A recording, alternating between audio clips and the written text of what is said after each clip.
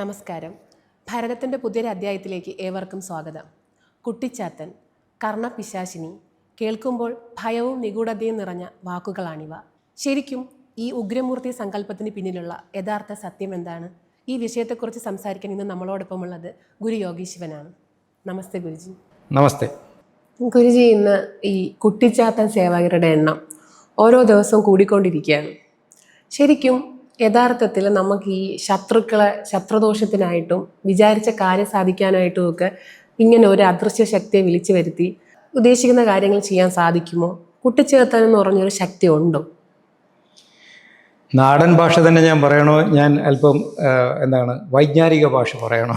നാടൻ ഭാഷ പറഞ്ഞാൽ മതി. നാടൻ ഭാഷ എന്ന് പറഞ്ഞാൽ നമ്മുടെ പിള്ളേരുടെ ഭാഷ പറഞ്ഞാൽ ഇതൊക്കെ ശുദ്ധ തട്ടിപ്പും ഉഡായിപ്പുമാണ്. മനുഷ്യൻ്റെ മാനസിക വൈകല്യങ്ങളെ അല്ലെങ്കിൽ അവൻ്റെ അജ്ഞതയും ഭയത്തെയും മുതലെടുക്കുന്നതാണ് ഈ പരിപാടികൾ. ഇത് ഇല്ലേ എന്ന് ചോദിച്ചാലുണ്ട്, എന്നാൽ ഈ കാണുന്ന രീതിയിലുണ്ടോ എന്ന് ചോദിച്ചാലില്ല. ചാത്തൻ എന്ന വാക്കിൻ്റെ അർത്ഥം അറിയോ? ഏതോ കുഞ്ഞ് ഒരു സാധനം ഇങ്ങനെ ഒരു ഡ്വാർഫ്, ഒരു കുള്ളൻ ഓടി നടക്കുന്നതായിട്ടല്ലേ മനസ്സിൽ വരുന്നത്. ഇതാണ് ഗ്രാമീണ ജനങ്ങളുടെ, അല്ലെന്നുണ്ടെങ്കിൽ ഈ ഗിരിവർഗങ്ങൾ, കാട്ടിലൊക്കെ താമസിച്ച് വിദ്യാഭ്യാസമോ മറ്റ് വൈജ്ഞാനിക ശാഖകൾ വളരാത്ത ഏരിയയിലൊക്കെ ഉണ്ടായിരുന്ന ആൾക്കാരുടെ ഇടയിൽ അവരെ മുതലെടുക്കാൻ, ഭയപ്പെടുത്തി മുതലെടുക്കാൻ ഉണ്ടാക്കിയ ഓരോ പരിപാടികളാണിതെല്ലാം. യഥാർത്ഥത്തിൽ ഈ ചാത്തൻ എന്ന വാക്ക് മലയാളത്തിലെ ഒരു പ്രയോഗമാണ്. ശാസ്താവ് എന്നാണ് യഥാർത്ഥ പേര്. ശാസ്താവ് എന്ന് പറഞ്ഞാൽ ശരീരത്തിൽ കുടികൊള്ളുന്ന ആത്മാവിനെയാണ് ശാസ്താവ് എന്ന് വിളിച്ചത്. അങ്ങനെയാണെങ്കിൽ നാം എല്ലാവരും ആരാണ്? ശാസ്താവുമാരാണ്. അതിന് തന്നെ ഇനി അല്പം കൂടെ നല്ലൊരു പേരുണ്ട്, ധർമ്മശാസ്താവ്. അതായത് പ്രകൃതി ധാരയതേ ഇതി ധർമ്മം, പ്രകൃതി നിയമങ്ങളെ അറിഞ്ഞ് ആനന്ദത്തോടുകൂടി പൂർണ്ണ ജീവിത അനുഭവത്തോടുകൂടി ജീവിക്കുന്ന ആൾക്കാരെയാണ് ധർമ്മശാസ്താവ് എന്ന് വിളിച്ചത്. ആ ധർമ്മശാസ്താവിൻ്റെ വേറൊരു പ്രതീകമാണ് നമ്മുടെ ശബരിമല അയ്യപ്പൻ. അതുപോലെ തന്നെയാണ് ശാസ്താക്ഷേത്രങ്ങളില്ലേ. അപ്പോൾ ഈ ശാസ്താവിനെയാണ് കാലക്രമേണ വിളിച്ച് ചാത്താവ് എന്നായത്. ഈ എൻ്റെ നാട്ടിൽ, എൻ്റെ വീട്ടിലുമുണ്ട്, വക്കം കടക്കാവർ ഏരിയ, ഈ കയർ ബിസിനസ്സിൻ്റെ ഏരിയ. അവിടെ എവിടെ നോക്കിയാലും പണ്ട് പാക്കളങ്ങൾ. ഇന്ന് ഞാൻ പറയുമ്പോൾ വായിൽ അറിയാതെ വരുന്ന പാക്കളം എന്നാണ്. പാക്കളം എന്ന് പറഞ്ഞാൽ ഈ കയർ പിരിക്കുന്ന ആ ഏരിയയാണ് പാക്കളം എന്ന് വിളിക്കുന്നത്. സത്യത്തിൽ അതിൻ്റെ യഥാർത്ഥ നാമം എന്താണെന്നറിയോ? അത് പാവ് കളം ആണ് പാക്കളമായി മാറിയത്. പാവ് എന്ന് പറഞ്ഞാൽ നമ്മുടെ ഊടുംപാവും ഇല്ലേ, നെയ്യുന്നതിന്, അത് ഉണക്കാനിടുന്നതും അതിൻ്റെ പാവ് ഊടുംപാവും നിവർത്തിയെടുക്കാനിടുന്ന നൂല് പരുവപ്പെടുത്തിയെടുക്കുന്ന പാവ് കളങ്ങളെയാണ് പാക്കളങ്ങൾ എന്ന് വിളിച്ചത്. ഇതുപോലെ ഈ ശാസ്താവിനെ, ശരീരത്തിൽ കുടികൊള്ളുന്ന ആത്മാവിനെയാണ് ശാസ്താവെന്നും, പിന്നെ അത് സാധാരണ ഗ്രാമീണ ഭാഷയിൽ ഈ ശാസ്താവ് പറഞ്ഞ് അത് ചാത്താവുമായി. പിന്നീട് അതിനെ ഈ ആൾക്കാരെ പറ്റിക്കാൻ വേണ്ടിയിട്ട് ഒരു രൂപമുണ്ടാക്കി ഈ ചാത്താവിനെയാണ് പിന്നെ ചാത്തൻ എന്ന പേര് കൊണ്ടുവന്നത്. എന്നിട്ടോ കുട്ടിച്ചാത്തൻ, അതായത് കുട്ടിശാസ്താവ്. അത് യഥാർത്ഥത്തിൽ വിഷ്ണുമായ കുട്ടിച്ചാത്തൻ എന്നാണ് പറയുന്നത്. കേട്ടിട്ടുണ്ടോ? അത് വിഷ്ണുമായ എന്ന് പറഞ്ഞാൽ വിഷ്ണു ഉടനെ പറയും ഈ മേഘങ്ങൾക്കപ്പുറം ഇങ്ങനെ അനന്തതയിൽ കിടക്കുന്ന ശ്രീകൃഷ്ണ പരമാത്മാവിനെയാണ് വിഷ്ണു. വിഷ്ണു എന്ന വാക്കിൻ്റെ അർത്ഥം വിവേകം എന്നാണ്. ഈ അനന്തശയനത്തിൻ്റെ വിഗ്രഹം കണ്ടിട്ടില്ലേ? ആ അനന്തശയനം, അനന്തതയിൽ ശയിക്കുന്നവൻ. അപ്പോൾ അതാരാ? അനന്തനാവില്ലല്ലോ, അനന്തതയ്ക്ക് രൂപമില്ല. അപ്പോൾ അത് തന്നെ അവിടെ ഒരു സങ്കല്പമാണ്. അപ്പോൾ ആ അനന്തതയിലാണ് നമ്മുടെ ആത്മാവ് രൂപം കൊള്ളുന്നത്.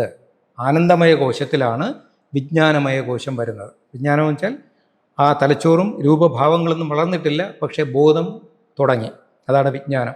ആ വിജ്ഞാനത്തിൽ ലയിക്കുന്ന, ആ വിജ്ഞാനത്തെ കാണിക്കുന്ന രൂപത്തെയാണ് ശരിക്കും വിഷ്ണു എന്ന് പറയുന്നത്. ആ വിഷ്ണുവിൻ്റെ തലയുടെ ഭാഗത്ത് നിൽക്കുന്ന ആരാ? അസുരന്മാരും. കാലിൻ്റെ ഭാഗത്ത് ആരാ നിൽക്കുന്നത്? ദേവന്മാരും. ഇതാരാ? നമ്മുടെ തന്നെ പിന്നെ മനോമയ കോശത്തിലേക്ക് വരികയാണ്. ആനന്ദമയ കോശത്തിൽ നിന്ന്, അനന്തതയിൽ നിന്ന് വിജ്ഞാനമയ കോശത്തിലേക്കായി, വിജ്ഞാനമയ കോശത്തിൽ നിന്ന് താഴേക്ക് വരുമ്പോൾ മനോമയ കോശം. മനസ്സിന് 2 തലങ്ങളുണ്ട്, ശരിയും തെറ്റും. അപ്പോൾ ദേവനും അസുരനും, പോസിറ്റീവ് നെഗറ്റീവ്. എവിടെ നിൽക്കുന്നു? വിഷ്ണുവിന് അപ്പുറവും ഇപ്പുറവുമായിട്ട്, വിജ്ഞാനത്തിന് അപ്പുറവും ഇപ്പുറവുമായിട്ടാണ് മനസ്സ്, ദ്വൈതബോധം നിൽക്കുന്നത്. അവിടെ നിന്നാണ് വീണ്ടും താഴേക്ക് ഇറങ്ങിയിട്ട് പ്രാണമയ കോശം വരുന്നത്. അതാണ് ഈ പാലാഴി. അതിങ്ങനെ എല്ലാത്തിനെയും ഉൾക്കൊള്ളുന്ന, അത് കടഞ്ഞാൽ എന്ത് കിട്ടും? അതിനകത്തുനിന്ന് തന്നെ മൂദേവിയും ശ്രീദേവിയൊക്കെ ഉയർന്നു വരും, ഇല്ലേ? കാളകൂട വിഷവും അമൃതും അതിനകത്തുനിന്ന് തന്നെ വരുന്നത്. That is what is your പ്രാണമയ കോശം. ആ പ്രാണമയ കോശത്തെയും കൂടി അറിഞ്ഞ് ഞാൻ എന്ന ബോധം ഇങ്ങനെ നോക്കി നിൽക്കുന്നതാണ് അജ്ഞാനിയായ മനുഷ്യൻ.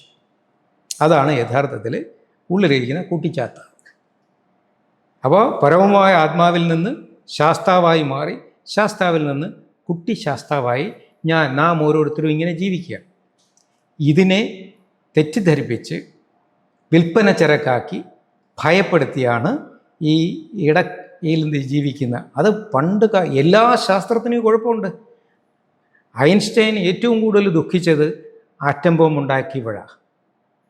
ആറ്റം തിയറി എത്രയോ കാലങ്ങളായിട്ടുള്ള എത്രയോ ബുദ്ധി രാക്ഷസന്മാരുടെ കഠിന പ്രയത്നം കൊണ്ടാണ് ആ ആറ്റമിക് എനർജി എന്ന തത്വം കണ്ടെത്തിയത്. അതാദ്യം ഉപയോഗിച്ചത് എന്തിനാ? ആറ്റം ബോംബ് ഉണ്ടാക്കാൻ. അവിടെയാണ് ആ ശാസ്ത്രജ്ഞൻ സത്യത്തിൽ കരഞ്ഞുപോയത്. ഇതുപോലെയാണ് നമ്മുടെ ഈ ആത്മീയ ശാസ്ത്രങ്ങൾ കൃത്യമായിട്ടും രൂപങ്ങളാക്കി അവതരിപ്പിക്കുകയും അത് പിന്നെ ഇതുപോലെയുള്ള അഭ്യാസങ്ങൾക്ക് ഉപയോഗിച്ച് 100% തട്ടിപ്പും വെട്ടിപ്പുമാണ്.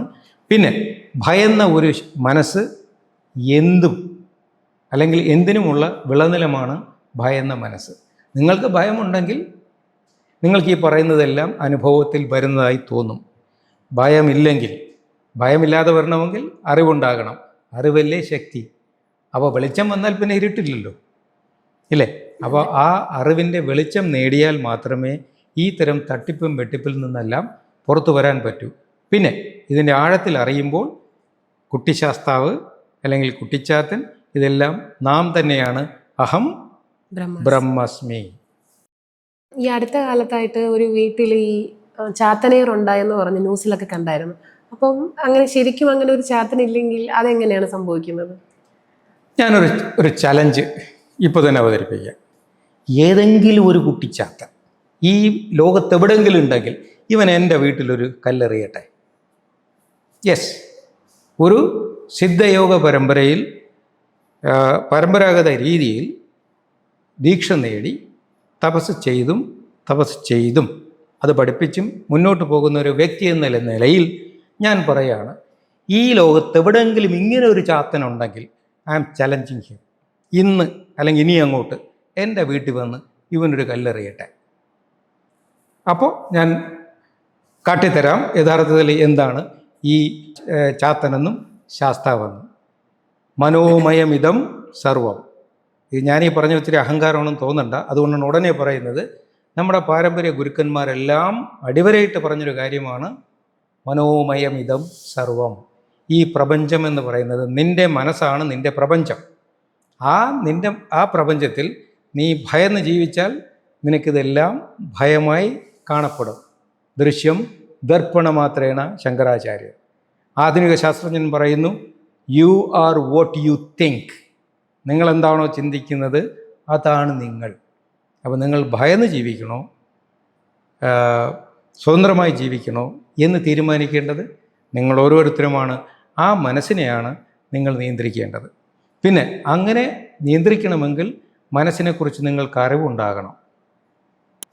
ആ അറിവിൻ്റെ തലത്തിലേക്ക് പോകുമ്പോൾ ഈ ശാസ്താവും ഈ കർണപിശാചിനി എന്നൊരു ദേവതയെക്കുറിച്ച് പല സ്ഥലങ്ങളിൽ ഞാൻ പണ്ട് കേട്ടിട്ടുണ്ട്, പിന്നെ വായിച്ചിട്ടുമുണ്ട്. ഈ ഒരു പുസ്തകമുണ്ടല്ലോ ശങ്കരാചാര്യരുടെ സൗന്ദര്യ ലഹരി. അതിൽ യഥാർത്ഥത്തിൽ പല മൂർത്തികളെയും ആവാഹിച്ച് അവരെ കൊണ്ട് ആഗ്രഹപൂർത്തി വരുത്താനുള്ള മാർഗങ്ങളെക്കുറിച്ചാണ് അതിൽ വിവരിച്ചിരിക്കുന്നത്. ഉപാസന മാർഗങ്ങളും ഉപാസന മന്ത്രങ്ങളും ഉപാസന തത്വങ്ങളും പിന്നെ അതിൻ്റെ പ്രയോഗങ്ങളും. സത്യത്തിൽ ഇത് ഹൈ എനർജി ഫിസിക്സാണ്, അല്ലെങ്കിൽ അത് ബയോ കെമിസ്ട്രിയാണ്. ഇപ്പോൾ ഇങ്ങനെയൊക്കെ പറഞ്ഞാൽ ഇനി ശാസ്ത്രജ്ഞന്മാരെന്ന് പറയുന്നത് എനിക്ക് അറിഞ്ഞുകൂടാ. പക്ഷേ ഇത് സമാനമായ അവസ്ഥ ഇങ്ങനെയൊക്കെ നമുക്ക് അവതരിപ്പിക്കാൻ പറ്റുള്ളൂ. നമ്മുടെ മനോതരംഗങ്ങൾ പ്രത്യേകിച്ചും സഞ്ചരിക്കുന്നത് ഈ സ്വരനൂലുകളിലൂടെയാണ്. അതിനെയാണ് നാഡികളെന്ന് പറയുന്നത്. നെർവെന്ന് ഇംഗ്ലീഷിൽ പറഞ്ഞാൽ അത് നാഡികളല്ല. നാഡികൾക്ക് ഇംഗ്ലീഷിൽ പേരില്ല. അത് ദ്വിസപ്തതി നാഡ്യാകും, അതായത് ഏകദേശം 70,000 നാഡികൾ, ശരീരമാസകലം സ്ഥൂലവും സൂക്ഷ്മവുമായ നാഡികൾ. സൂക്ഷ്മനാഡികളെ നമുക്ക് പ്രകടമായി അറിയാൻ കഴിയില്ല. ഈ സൂക്ഷ്മവും സ്ഥൂലമായ നാഡികൾ ശരീരത്തിലിങ്ങനെ സ്വരനൂലുകളായി സഞ്ചരിക്കുന്നുണ്ട്. ഈ നൂലുകളിലുണ്ടാകുന്ന ടെൻഷൻ, അതിൻ്റെ എന്താണ്, ഒരു കമ്പി വലിച്ചു കെട്ടിയാൽ അതിനൊരു ടെൻഷൻ ഉണ്ടാവും. ആ ടെൻഷൻ മാറുന്നതിനനുസരിച്ചിട്ട് നമ്മുടെ മനസ്സിനകത്ത് ശബ്ദങ്ങൾ കേൾക്കാം. അതുകൊണ്ടാണ് ധ്യാനം തുടങ്ങുമ്പോൾ തന്നെ ആദ്യമായി തന്നെ ഒരു 6 മാസം 1 വർഷത്തിനകത്ത് തന്നെ പലർക്കും ഉള്ളിൽ ചില നാദങ്ങൾ കേൾക്കാൻ തുടങ്ങും. പലരും അത് ആനന്ദിക്കും, ചിലർ പേടിച്ചു പോകും. അത് പ്രാണം സുഷുമ്നാം സംപ്രാപ്തേ നാദം അന്തശ്രൂയതേ അഷ്ടത എന്നാണ്. അപ്പോൾ തുടക്കത്തിൽ തന്നെ ഏതെങ്കിലും 8 തരത്തിൽ ഏതെങ്കിലും ഒരു നാദം നമുക്ക് കേൾക്കാൻ കഴിയും. പിന്നെ ധ്യാനം പുരോഗമിച്ച് നാഡികൾ, പ്രാണനൂലുകൾ അല്ലെങ്കിൽ സ്വരനൂലുകൾ നമ്മുടെ നിയന്ത്രണത്തിലാകാൻ തുടങ്ങുമ്പോൾ നമ്മുടെ കണ്ണിന്, മൂക്കിന്, ചെവിക്കൊക്കെ ഡിഫറെൻറ്റ് ഡയമെൻഷൻസ് നമുക്ക് എക്സ്പീരിയൻസ് ചെയ്യാൻ തുടങ്ങും. അതിലാദ്യം തോന്നുന്നത് കണ്ണാണ്. ഈ കണ്ണിൽ പെട്ടെന്ന് നമുക്ക് നോക്കുമ്പോൾ ആൾക്കാരൊക്കെ പല രൂപത്തിൽ നിൽക്കുന്ന പോലെ തോന്നും. അല്ലെന്നുണ്ടെങ്കിൽ അന്തരീക്ഷത്തിൽ ചില പൊട്ടും പൊടികളും കളർ, ഈ സൂര്യൻ അല്ലെങ്കിൽ നക്ഷത്രങ്ങൾ ഉദിക്കുന്നു, ഈ അസ്തമിക്കുന്നു എന്നൊക്കെ തോന്നും. ഇത് യഥാർത്ഥത്തിൽ നിയന്ത്രണ അതീതമായി പോയാൽ ഇത് ഭ്രാന്തായി മാറും, ധ്യാനം പിഴച്ചു പോയാൽ. എന്നാൽ അതിനെ കൃത്യമായിട്ട് മനസ്സിലാക്കി മുന്നോട്ട് പോയാൽ ഇതെല്ലാം ശരീരത്തിലുള്ള ഈ സ്വരനൂലുകളിലുണ്ടാകുന്ന കമ്പന വ്യതിയാനമാണെന്ന് മനസ്സിലാവും. ഇതുപോലെ ഈ കർണപടം, നമ്മുടെ ചെവിയുടെ മസിലുകൾ വലിയാൻ തുടങ്ങും. അങ്ങനെ വലിയുമ്പോൾ നമുക്ക് ചില ശബ്ദങ്ങൾ കേൾക്കാം. ചില ആൾക്കാർ, ഞാൻ തമാശ പറയുന്നതല്ല, ഇങ്ങനെ രഹസ്യമായിട്ട് നമുക്ക് ഓരോ കാര്യങ്ങൾ പറഞ്ഞു തരുന്നത് പോലെ കേൾക്കാൻ പറ്റും. അത് ശ്രദ്ധിച്ച് ആ സിദ്ധി വളർത്തിയെടുത്താൽ ഒരു പട്ടി കേൾക്കുന്നത് നമുക്ക് കേൾക്കാൻ പറ്റും, ഒരു പൂച്ച കേൾക്കുന്നത് ചിലപ്പോൾ കേൾക്കാൻ പറ്റും. ഇത് അസാധ്യമായതല്ല. ഇതിനെയാണ് യഥാർത്ഥത്തിൽ ഈ കർണപിശാചിനി എന്ന് പറയുന്നത്. ചില കുട്ടികൾക്ക് ഈ പ്രശ്നമുണ്ട്. എൻ്റെ അടുത്ത് ചികിത്സയ്ക്ക് വന്നിട്ടുണ്ട്. അവർ ചെവിയിലിരുന്ന് ആരോ എന്തോ പറയുന്നത് പോലെ, അപ്പോൾ അവർക്ക് ഭയങ്കര ഇറിറ്റേഷനാണ്. എന്താണ്? ഇതിനെയാണ് ഈ കർണപിശാചിനി എന്ന പേരിൽ ഈ പുസ്തകങ്ങളിൽ പറഞ്ഞിരിക്കുന്നത്. അതെങ്ങനെ സാധ്യമാക്കണമെന്നും അത് എങ്ങനെ ഇല്ലാതാക്കണമെന്നും ഒരു മന്ത്രയോഗിക്കറിയാം.